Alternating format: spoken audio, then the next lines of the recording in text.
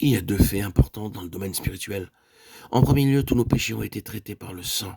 Et ensuite, nous-mêmes nous sommes traités par la croix.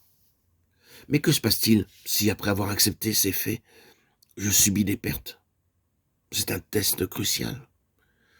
Allons-nous croire les faits tangibles du domaine naturel qui se voient avec nos propres yeux, ou les faits intangibles du domaine spirituel qui ne se voient ni ne se touchent?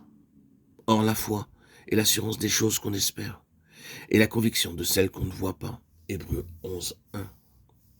Par le moyen de nos sens, nous établissons les faits du domaine naturel. Par exemple, par le sens auditif, je prends conscience de la musique. Si je perds la faculté auditive, alors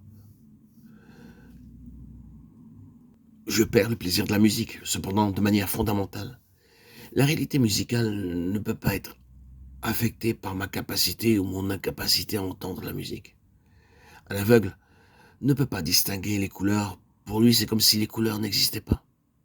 Elles existent bien cependant, mais il n'a pas la faculté qui lui permettrait de pouvoir en jouir. Nous ne distinguons pas suffisamment entre les promesses et les faits. Les promesses de Dieu doivent nous être révélées par son esprit. Et nous devons nous les appliquer, nous les approprier. Mais les faits, ce sont des faits que nous y croyons ou non. Si nous ne croyons pas aux faits accomplis sur la croix, ils n'en demeurent pas moins réels pour cela, mais cependant, ils n'auront qu'une valeur pour nous. La foi ne les rend pas plus réels, pour autant ils sont réels, mais la foi les démontre et ainsi les rend réels dans notre expérience. Tout ce qui contredit la vérité de la parole de Dieu, nous devons le regarder comme un mensonge du malin. Il ne se limite pas seulement à dire des mensonges, il fait des mensonges. Il ne nous trompe pas seulement en déclarant des mensonges, mais par des signes mensongers, des sensations et par des expériences mensongères. Dès que nous avons accepté notre mort avec Christ comme un fait, Satan essaie de prouver que nous ne sommes pas du tout morts, mais bien au contraire, très vivants. Et il cherchera à le démontrer par nos expériences. Si nous demeurons sur la base de nos sens pour saisir la vérité, nous découvrirons que les mensonges de Satan sont des choses vraies dans notre expérience. Cependant, si nous refusons de croire tout ce que contredit la parole de Dieu en demeurant fermes sur la base de la seule foi, nous constaterons alors que les mensonges de Satan se dissiperont et notre expérience grandira avec la parole de Dieu. La parole de Dieu déclare que nous sommes véritablement morts, mais elle ne dit nulle part que nous sommes morts en nous-mêmes. Nous cherchons en vain à découvrir la mort dans ce domaine. Nous ne sommes pas morts en nous-mêmes, mais en Christ. Et puisque nous sommes morts en lui, il n'est pas possible que sa mort soit une réalité et que la nôtre ne le soit pas. Notre mort avec Christ est aussi certaine que sa mort.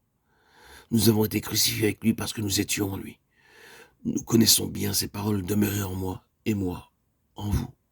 Jean 15:4.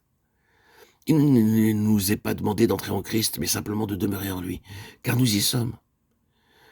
C'est par un acte divin que nous avons été mis en Christ. La mort et la résurrection du Fils de Dieu, dans leur caractère représentatif, sont des faits accomplis pleinement, définitivement, et en dehors de nous. Nous sommes ressuscités en lui. Éphésiens 2:6. Nous sommes accomplis, remplis de sa plénitude en lui.